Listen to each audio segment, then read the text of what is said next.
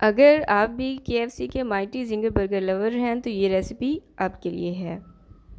अस्सलाम वालेकुम, मैं हूं उर्वा और आप देख रहे हैं ice and spice YouTube channel. आज की इस रेसिपी में हम देखेंगे कि रेस्टोरेंट स्टाइल केएफसी के माइटी जिंगर बर्गर घर पे किस तरह से बनाकर तैयार कर सकते हैं। जब इतने बेहतरीन बर्गर घर पे बनाकर तैयार कर सकते हैं तो बाहर से क्यों ख़रीदें भाई।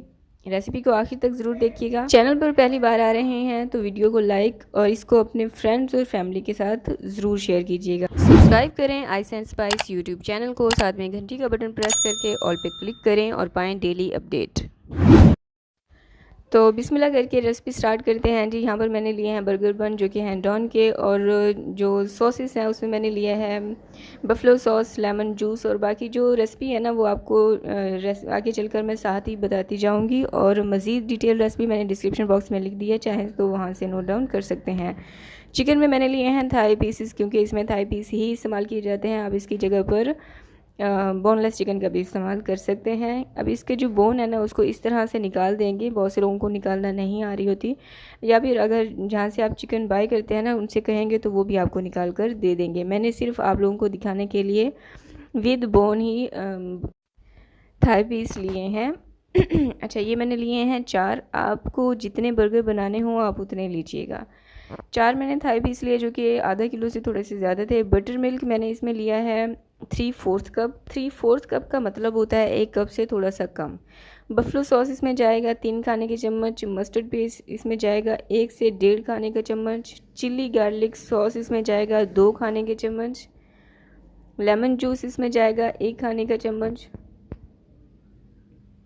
पेपरिका पाउडर इसमें जाएगा 1 चाय का चम्मच। नमक 1 चाय का चम्मच, या फिर आप अपने टेस्ट के मुताबिक देख लीजिएगा। इसको अच्छे से मिक्स करेंगे।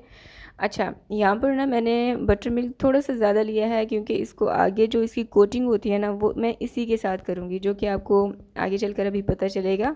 अब कम से कम भी आपने इसको 1 घंटे के लिए मैरिनेशन के लिए साइड पे रख देना है। अगर टाइम हो तो ओवरनाइट रख दीजिएगा, इससे आपका चिकन बहुत जूसी बनकर तैयार होगा।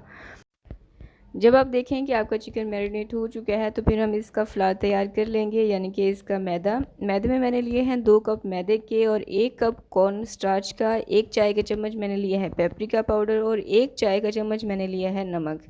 इसको अच्छे से मिक्स करके साइड पर रख देंगे। अच्छा, अब आप देखें चिकन की कोटिंग के लिए ना जो तीसरी चीज़ ली जाती है वो है ठंडा पानी। मैंने ठंडा पानी नहीं लिया, मैंने चिकन को मैरिनेट करने के लिए फ्रिज में ही रख दिया था। और ये जो बटर मिल्क है चिकन के अंदर ये ठंडा ही है, ठीक है। और मैंने लिया भी ज़्यादा इसीलिए था।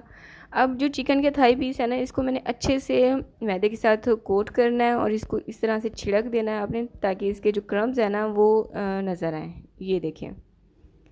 अब जो सेकंड कोट है वो मैं इसको इसी बटर मिल्क के साथ ही करूँगी। इससे क्या होगा कि इसके जो क्रंच है ना वो भी बहुत ही स्पाइसी आपके मुंह में खाने में आएंगे, और चिकन खाने में डबल जायकेदार हो जाती है।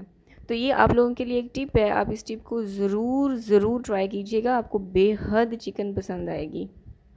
अब दोबारा ही मैंने मैदे के अंदर चिकन को कोट कर लिया, और बहुत अच्छे से प्रेस करते हुए हाथों से ना आपने इस पर कोटिंग करनी है और इसको अच्छे से छिड़क देना है। जब आप इसको छिड़केंगे ना तो फिर इस तरह से चिकन के ऊपर बहुत ही अच्छे से क्रम्स बन जाएंगे। ये कोई इतनी मुश्किल साइंस नहीं है, बस आप जिस तरह से देखते हैं ना उसी टिप को फॉलो किया करें, आपकी चिकन बहुत परफेक्ट और इसी तरह से बनकर तैयार होगी। दूसरी तरफ ऑयल को मैंने गर्म होने के लिए रख दिया था, जो कि था मीडियम हॉट ऑयल। जैसे ही मैंने चिकन इसमें शामिल किया तो फ्लेम जो है उसको मैंने लो कर दिया। लो फ्लेम पर कम से कम भी आपने 7 से 8 मिनट तक के लिए इसको फ्राई करना है। हाई फ्लेम पे आपने कभी भी चिकन को फ्राई नहीं करना, वरना जैसे ही आप चिकन डालेंगे ये बाहर से तो पक जाएगी, अंदर से चिकन आपका कच्चा रह जाएगा। तो जैसे ही लाइट गोल्डन और क्रंची सी हो आपने इसको निकाल देना है। बहुत डार्क कलर की तरफ आपने इसको नहीं लेके जाना, क्योंकि चिकन को जब हम बाहर निकालते हैं ना तो उसके बाद भी ये कलर जो है डार्क हो जाता है। चीज़ स्लाइस लिए मैंने उनको चिकन को कट करके उनके ऊपर रख दिया है। तो अब हम सॉस तैयार कर लेते हैं, जिसमें मैंने मेयोनीज़ लिया 2 खाने के चम्मच, और 2 ही मैंने खाने के चम्मच लिया है बफलो सॉस। मुझे थोड़ा सा स्पाइसी सॉस पसंद है, और बफलो सॉस काफ़ी स्पाइसी होता है, सही है।